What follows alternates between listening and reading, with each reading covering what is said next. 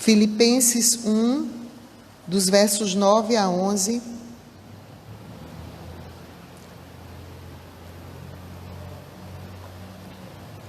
E eu gostaria de refletir nessa noite com os irmãos sobre a busca por uma vida cristã excelente, amém? Uma vida cristã sincera, uma vida cristã que visa glorificar ao Senhor, como verdadeiros discípulos que somos desse Senhor maravilhoso e amado. Diz a palavra de Deus aí em Filipenses capítulo 1, verso 9: E também faço esta oração, que o vosso amor aumente mais e mais em pleno conhecimento e toda a percepção, para aprovardes as coisas excelentes e serdes sinceros e inculpáveis para o dia de Cristo, cheios do fruto de justiça, o qual é mediante Jesus Cristo, para a glória e o louvor de Deus. Amém. Oremos agradecendo pela porção da palavra. Senhor, nós bendizemos o teu nome, te exaltamos, ó Deus, por tudo o que já foi oferecido ao Senhor neste culto. É para o Senhor, é em nome do teu Filho Jesus que nós estamos reunidos aqui nessa noite. Te louvamos agora pela tua palavra. Oh Deus, ela é a nossa bússola, ela nos orienta em todos os sentidos, e é através da tua palavra que cada louvor, que cada oração, que cada reflexão é feita nessa noite e durante os outros dias em que o teu povo se reúne, Senhor. Por isso, fala conosco, que toda inquietação vinda da parte do mal para atrapalhar o fluir da tua palavra em nossas vidas, a começar do meu coração, possa estar caindo por terra agora em nome de Jesus, e que nós possamos estar atentos à tua voz, Senhor. É a oração que nós te fazemos. Amém. Amém. Meus queridos, a gente vive em um mundo cada vez mais exigente. Exige-se excelência em muitas coisas. E a palavra excelência significa aquilo que é superior, aquilo que é muitas vezes até incomparável, que imprime certa respeitabilidade. Não é à toa que é um pronome de tratamento. Alguns magistrados são chamados de Vossa Excelência, ou seja, aquele que tem a palavra final, aquele que é superior, falando aqui no contexto terreno. E essa palavra virou moda nos dias atuais. Cobra-se excelência em tudo, né? Cobra-se excelência operacional, excelência no púlpito, excelência no atendimento. E as propagandas no Google, se você acessar, na própria televisão, na sua empresa, talvez você participou de alguma reunião de escola, se você é da área de educação, ou de alguma reunião com engenheiros em tecnologia, se você é da área de tecnologia, em que o tema da palestra é excelência no produto oferecido. E em todas as coisas a gente vê essa cultura da cobrança, da pressão, né? Do padrão que é imposto para você ser sempre melhor do que aquilo que você é. É importante, antes da gente meditar aqui nesses 3 versículos dessa epístola de Paulo, nós estabelecermos uma oposição entre esse tipo de excelência, que é como que uma qualidade imposta por essa cultura mundana, secular, quase que escravizante, em que nós vivemos como seres humanos, que centraliza todos os esforços de perfeição no homem e nos méritos desse homem, e a excelência que existe nas coisas espirituais, o bom proveito daquelas coisas que são eternas, daquelas coisas que são muito preciosas e que procede das coisas do reino dos céus.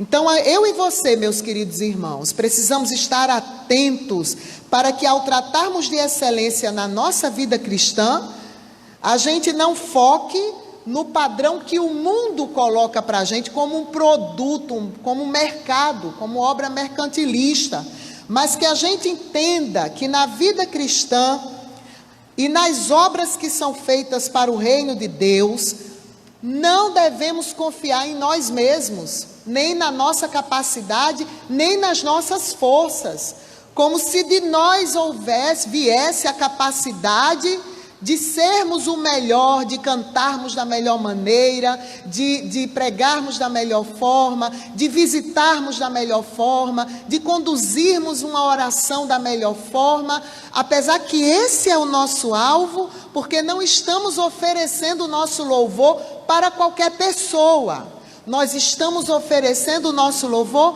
como foi falado nessa manhã, para o Deus que está no trono, o sustentador de todas as coisas. Então, por isso nós entendemos que a excelência que é cobrada na nossa vida cristã, que é pedida para mim e você, enquanto cristão, enquanto servo do Senhor, é uma obra que vem de Deus, amém, meus irmãos? É algo que é gerado no meu e no seu coração, através do Espírito Santo, pois a Epístola de Tiago, capítulo 1, verso 17, nós encontramos o apóstolo dizer que toda boa dádiva, todo dom perfeito vem do alto, vem do Pai das luzes, onde não há sombra de variação.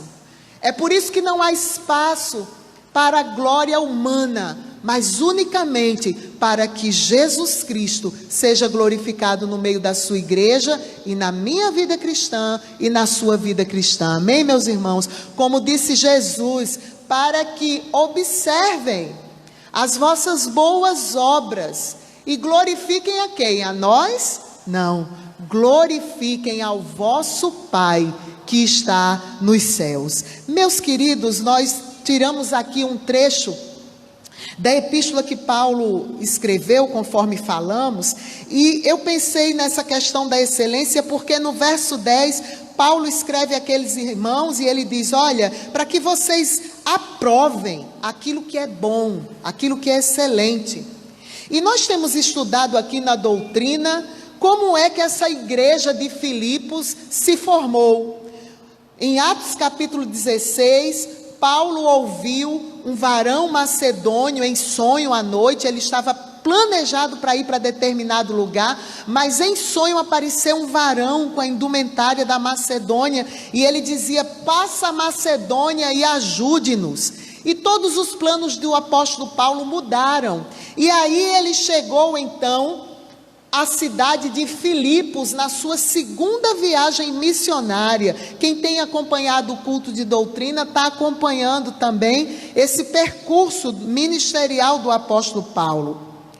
E essa é uma das epístolas mais afetuosas do que o apóstolo escreveu, meus irmãos.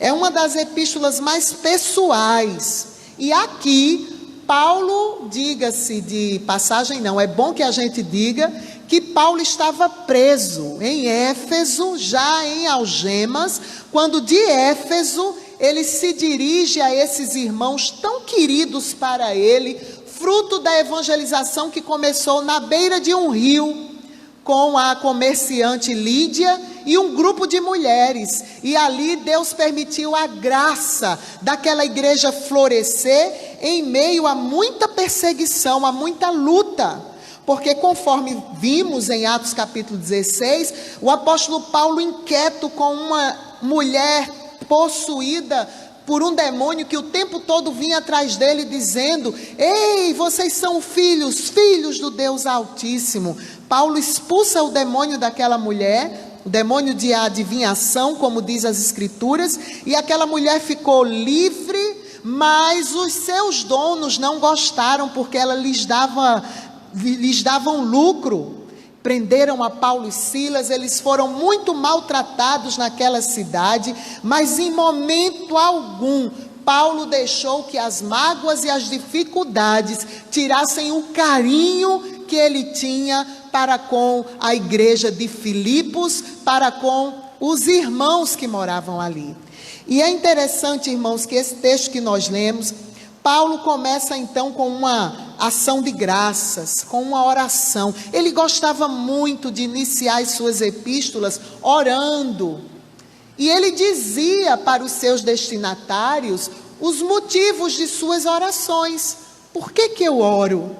E aqui, exatamente nessa oração de Paulo, eu gostaria de tirar alguns anseios ou alguns desejos ou aspectos que apontam para uma vida cristã que deseja ser excelente para a glória de Deus.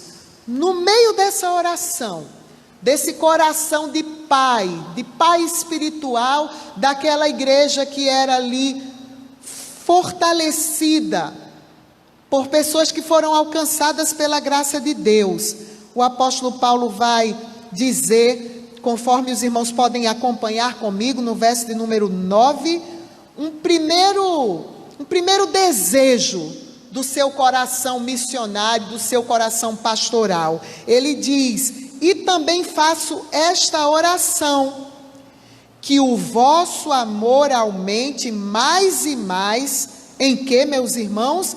Em pleno conhecimento e toda percepção. Primeiro desejo, primeiro pedido aqui na oração de Paulo é que haja uma plenitude de amor, meus irmãos. Paulo está mostrando aqui que aqueles que servem a Deus e rogando a Ele devem estar plenos de amor. Quando nós paramos para pensar na pessoa do nosso Deus que é trino, a Trindade Santa, nós nos perguntamos assim: o que Deus fazia desde toda a eternidade? Porque um dos atributos de Deus é a sua eternidade. E eu respondo aos irmãos conforme as próprias Escrituras: Deus amava. Porque eram três pessoas, eles são um Deus único, porém trino. O Deus Pai, que idealizou a nossa salvação, o Deus Filho, que executou essa salvação na cruz do Calvário para nós, e o Deus Espírito Santo, que permite que essa salvação continue num processo, gerando santificação no meu e no seu coração. A salvação é um ato, você é salvo em Cristo, mas a santificação é um processo. Hoje também vimos que a santidade, ela é um dos ornamentos da casa do Senhor. E a pergunta é: o que esse Deus fazia desde a eternidade, quando eu e você ainda não existia, quando não havia o projeto de mundo? Eles se amavam, a Trindade Santa, porque Deus é amor, diz o apóstolo João em uma das suas epístolas. Mas tenhamos cuidado, meus irmãos, quando João diz que Deus é amor, ele não quer dizer que tudo é amor, não. Ele quer dizer que a Trindade Santa é a maior representação desse sentimento que é sacrificial. Ele é o amor, a forma mais perfeita de amor. Acontece que esse amor extravasou de tal forma que ele resolveu criar o mundo. Para quê? Para demonstrar o seu amor, para extravasar essa graça, esse carinho, essa atenção, e criou então a maior de todas as suas criaturas, o ser humano, para ser alvo absoluto do amor de Deus. É por isso que o Evangelho, meus irmãos, é um trem que caminha sobre dois trilhos: a fé e o amor. Quando o apóstolo Paulo ora aqui aos filipenses para que o amor deles aumente mais e mais, ele está pensando no amor deles por Deus. Ele está pensando no amor deles de uns para com os outros. Como é difícil, porque como somos egoístas, como queremos sempre o melhor para nós E não queremos nos colocar nunca no lugar do outro, ter empatia pelo outro. E estava aqui no amor que nós, que os filipenses, e que por extensão nós, devemos ter por todos os homens. De modo que nós pecamos quando passamos por uma pessoa que está embriagada e zombamos dela. De modo que nós pecamos quando desejamos o mal para quem nos fez o mal. De modo que as Escrituras é tão incisiva em dizer: amem-se uns aos outros. Maridos, amem as vossas mulheres como Cristo amou a igreja. E a si mesmo sacrificou-se por ela. É isso que a palavra nos diz aqui, meus queridos irmãos. E que o apóstolo Paulo quer deixar muito claro. O amor é o cumprimento da lei. O amor é o cumprimento do evangelho. E se nós já temos essa graça, como diz a oração, nós precisamos ainda mais fazê-la aumentar. Nós somos imperfeitos, meus irmãos, nas nossas melhores realizações. Sabe aquele dia que você diz assim: poxa, como eu estou orgulhosa de mim, como eu estou orgulhoso de mim, hoje eu fiz uma grande ação. Entenda, essa grande ação que para você é a maior de todas que você fez na vida, ela ainda é imperfeita diante do grande amor com que o Senhor nos amou. Por isso o apóstolo Paulo ora que o vosso amor aumente mais e mais, transborde, amém, meus irmãos? Agora vejam, o apóstolo Paulo fala que esse amor deve transbordar, conforme a parte B do verso 9, em pleno conhecimento e em toda a percepção. Diz aí o finalzinho do verso 9. Não é um amor cego que nos recomenda Deus, amém? Mas é um amor fundamentado no conhecimento, meus irmãos, na ciência das coisas, na plena percepção, como nos orienta aqui o apóstolo Paulo. O profeta já disse no livro de Oséias, capítulo 4, verso 6, o meu povo sofre, perece, como diz outras versões, está sendo destruído, como diz outra versão, por falta de conhecimento. Romanos capítulo 12, o apóstolo Paulo, mais uma vez em outra carta, ele diz: rogo-vos, pelas misericórdias do Senhor, que apresenteis os vossos corpos como um sacrifício vivo, santo e agradável a Deus, que é o que, meus irmãos? O vosso culto racional. Não é um momento de torpor, de desorientação, de uma tomada de um chá que deixa você legal e faz você viajar. O apóstolo Paulo está dizendo que o sacrifício que agrada a Deus é um culto que é fundamentado no conhecimento de quem Ele é. Eu o adoro porque Ele é santo, porque Ele é justo, porque Ele é amor, porque a sua graça um dia me alcançou, e eu não estou vindo à igreja de domingo a domingo apenas para agradar minha mãe, que já é uma senhorinha, ou meus pais que insistem que eu vá para aquela escola dominical chata, vendo aquele professor falar 40 minutos sem parar. Não. O nosso culto é pautado no conhecimento de um Deus soberano, que se revela nas coisas criadas e na sua palavra, e no seu próprio Filho Jesus. Existe um livrinho escrito pelo pastor John Stott. O nome do livro é Crer é Também Pensar.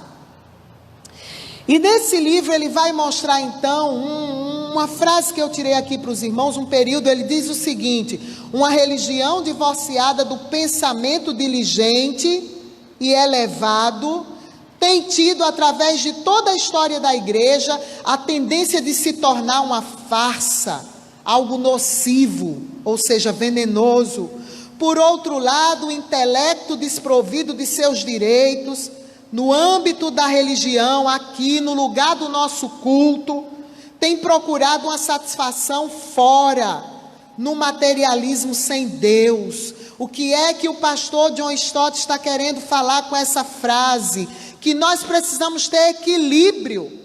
A vida cristã é uma vida cristã equilibrada entre o conhecimento de Deus, o uso da inteligência, da razão, mas também o experimento das coisas espirituais, o deleitar-se na presença dEle, o chorar quando meditamos na grandeza desse Deus, quão grande esse Deus é. A palavra nos ensina aqui, meus irmãos, que o povo de Deus precisa ser criterioso e sensato. Os dias são maus. Finalzinho da oração de Paulo, esse amor tem que estar pleno de percepção. Emoções fortes, sem o conhecimento firme de Deus e dos seus atributos, não vai levar a mim e a você à plena realização da plena vontade dEle. Pense nisso. Queira conhecer o Senhor, queira estar encaixado para ter uma vida cristã excelente. Nessa oração do apóstolo Paulo, ame, mas ame com consciência, ame com discernimento, ame sabendo qual é o objeto do seu amor, amém? Mas a palavra do Senhor continua aqui nos mostrando, meus irmãos, um segundo aspecto nessa oração do apóstolo Paulo, e está no verso de número 10, uma expectativa ardente, um desejo que aquele pai pastor tinha para com a sua igreja em Filipos, e que se aplica a mim e a você hoje, a segunda congregacional em Itaguaí, cada filho de Deus reunido aqui. Ele também dizia que orava para que nós aprovássemos as coisas excelentes. Diz o verso 10, para aprovardes as coisas excelentes e serdes sinceros e inculpáveis para o dia de Cristo. Meus irmãos, é interessante essa palavra aprovar, que você vê aí na Bíblia. Aprovadores, vem do grego dokimazo, significa submeter a teste, examinar, provar. A ideia é como quando se prova a genuidade do metal das moedas. Hoje, no nosso contexto, como nós usamos notas, é como aquela pessoa que está nos atendendo na farmácia ou no supermercado, pega aquela nota bem limpinha que você tirou do caixa eletrônico, mas elas fazem assim com um poder que o coração da gente, você sabe que vai lá que você pegou algum dinheiro falso por aí, mas você fica pensando assim, meu Deus, será que vai dar algum problema, né? Coloca assim contra a luz, e quando você de longe vê aquele fiozinho, né, escurinho, você diz, aleluia, está tranquilo, né? A ideia é essa. O apóstolo Paulo está dizendo isso aqui para a gente, que uma vida cristã com excelência envolve essa capacidade que nos é dada pelo Espírito Santo para nós aprovarmos as coisas celestiais, aquilo que é bom. Meus queridos, o apóstolo Paulo nos fala então, ele ora para que nós coloquemos à prova as coisas que nos é dada espiritualmente falando, e que se destacam pelo seu valor e pela vantagem que elas têm, amém? Deus só nos dá coisa boa. Uma pessoa da família, da nossa família, do meu contexto, diz assim para mim, olha, mas o Senhor te deu um marido, esse teu marido é uma bênção. Eu digo, claro, você acha que Deus ia me dar porcaria? Você acha que Deus ia me dar uma coisa ruim? Eu pedi, eu provei, Senhor, eu quero um marido que seja uma bênção na minha vida e que eu seja uma bênção na vida dele. Deus não vai dar porcaria. Qual é o pai que vai dar coisa ruim aos filhos que lhe pedem de forma sábia aquilo que Ele tem para dar dentro da sua vontade. O problema é que às vezes a gente quer fora da vontade de Deus e quebra a cara. O aparente seria nos dar uma luz sobre isso, não atentando nós para as coisas que se veem, mas nas que não se veem, porque as que se veem são temporais, acabam, perecem, e as que não se veem são o quê? Eternas.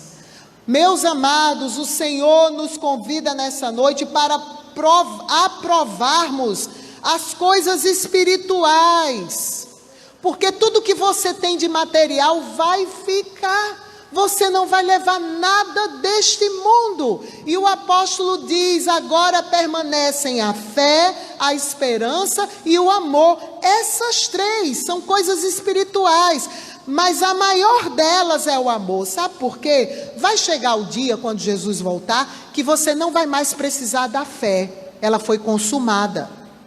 Vai chegar o dia em que a tua esperança você não vai mais precisar. Ela se realizou. Mas o amor, ele vai ser de eternidade a eternidade, onde nós estaremos no céu de luz, constantemente exaltando o nome daquele que é santo e usufruindo da sua bondade, das suas maravilhas.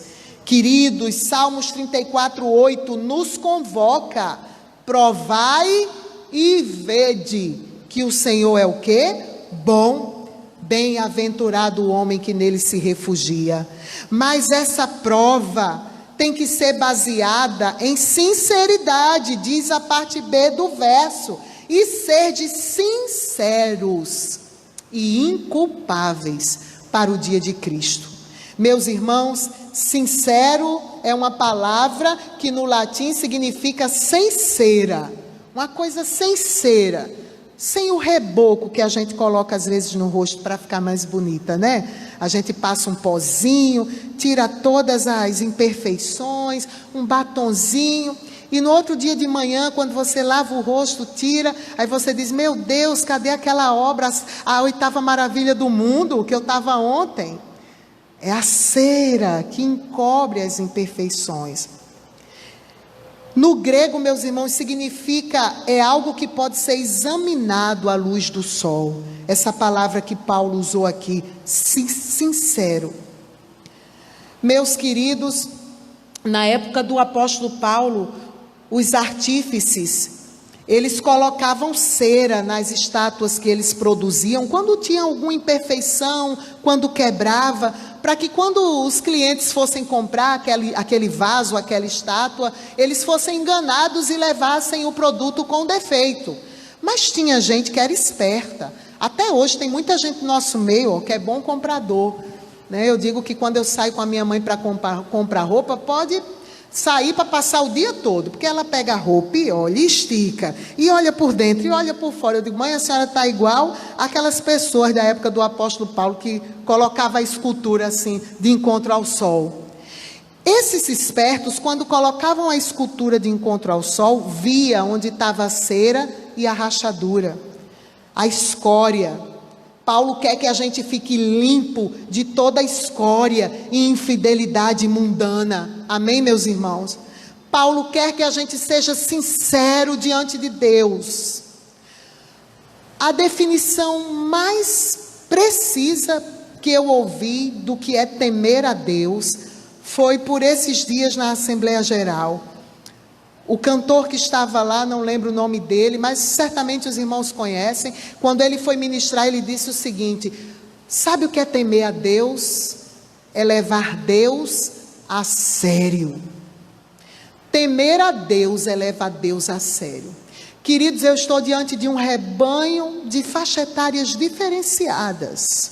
Crianças, jovens, adolescentes, senhores, anciãos, mulheres de meia idade como eu. Mas se tem uma coisa que Deus quer de nós, independente da idade, é que nós o levemos a sério. Sabe por quê? Porque não adianta nada você vir à igreja com essa cera, encoberto. Deus quer que você sirva a Ele com coração sincero. Elias incomodou-se diante daquela situação de Israel, que vivia oferecendo sacrifício, levantando a mão, mas cada um tinha um Baal dentro de casa. E Elias disse: olha, está tudo errado. Se Deus é Deus, sirvam a Deus. Se Baal é Deus, sirvam a Baal. Mas não levem o culto a Deus de todo jeito. Porque é uma maldição grande que nós atraímos para nós quando servimos a Deus de todo jeito, meus irmãos. Porque Ele requer de nós perfeição, não. Porque nem eu, nenhum de vocês aqui somos perfeitos. Mas Ele requer de nós desejo pela santidade. E aqui é isso que Paulo está falando para nós. Eu estou caminhando para o final. Essa sinceridade é para que a gente se mantenha inculpável, diz o finalzinho do verso 10, para o dia de Cristo. Inculpáveis. Apróskopos, essa palavra aqui no grego, significa sem ofensa, sem tropeços. A ideia é não levar os outros a tropeçarem, a não levar pessoas descrentes a olharem para nós e dizerem: eu vou ser crente? Como essa aí? Como esse homem aí? É isso que Paulo está querendo dizer para mim. Eu recebo nessa noite com muito temor no coração, e para cada um de nós que estamos aqui, meus queridos irmãos, ter um bom nome, ter um bom testemunho, ser achado inculpável. Sabe por quê? Jesus está às portas. E essa pandemia é o sinal do princípio das dores. Sempre ter uma consciência sem ofensa, tanto para com Deus como para com os homens, diz Atos capítulo 14, verso 16. Devemos assim continuar até o retorno do nosso Senhor Jesus, que apresentará a sua igreja a Deus sem mácula nem ruga. Efésios capítulo 5, verso 27. E irrepreensíveis, com alegria perante a sua glória. Judas capítulo 24. E por fim, meus irmãos, um terceiro aspecto da oração de Paulo está nos dado aí no verso de número 11. Além de transbordarmos em amor, além de aprovarmos as coisas excelentes, um último aspecto da oração do apóstolo é cheios de frutos de justiça, que é mediante Jesus Cristo, para a glória e louvor de Deus. A ideia do apóstolo Paulo aqui é como um presente contínuo, uma coisa constante. É você enchendo-se a cada dia, frutificando constantemente os frutos de justiça. Queridos, Cristo nos tornou justos diante do Pai. O fruto traz em si a semente da sua própria espécie, nós sabemos disso. E essa semente se torna um meio de duplicação da planta, da árvore, que produzira aquele fruto. Deve ter sido gol de alguma coisa, mas focando na palavra, a maior fruição que há no mundo é quando os frutos da retidão transformam os homens, levando-os a assumirem a natureza de Cristo. Discípulo gera discípulo.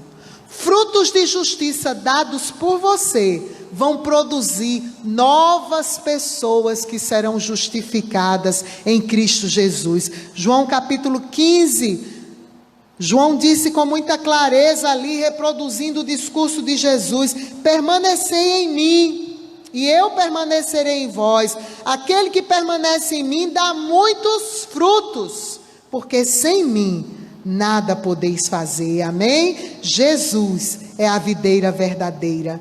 E tudo isso, finalzinho do verso, finalzinho da reflexão dessa noite, é para a glória e o louvor de Deus. Como diz 1 Pedro capítulo 4, verso 11, para que em tudo Deus seja glorificado. A palavra glória aqui, irmãos, é usada no sentido de louvor. Por meio da vida dos seus filhos, por meio da minha vida, da sua igreja, Deus vai ser glorificado. E o próprio Jesus disse em João, capítulo 15, verso 8: nisto é glorificado meu Pai, em que dei muito fruto, e assim vos torneis meus discípulos. Amém? Que o Senhor nos abençoe. Eu concluo então a reflexão sobre essa oração de Paulo, trazendo algumas considerações para aplicar à nossa vida espiritual. Primeira delas, uma vida cristã de excelência só é possível, meus irmãos, quando a ação sobrenatural do Espírito Santo está em nós. É ela que efetua tanto querer como realizar de Deus em nossas vidas. Outra coisa, nós devemos superabundar em amor, pois essa é a vontade de Deus para os seus filhos. Devemos ser gratos ao nosso Senhor Jesus Cristo, que conquistou para nós a justiça de Deus e nos convoca a frutificar esse fruto, sendo os seus discípulos e gerando outros discípulos. E por fim, todo cristão deve ser consciente de que deve prosseguir para o alvo, rumo ao modelo de excelência enviado por Deus Pai a nós, Jesus Cristo. E em amor e conhecimento nós vamos aprovar as coisas excelentes que o Senhor preparou, já preparou, para que de antemão, prontas, nós andássemos nelas. Amém? Que o Senhor nos abençoe.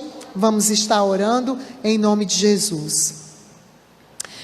Obrigada, Senhor, por essa oração que ficou registrada nas Escrituras para nossa edificação.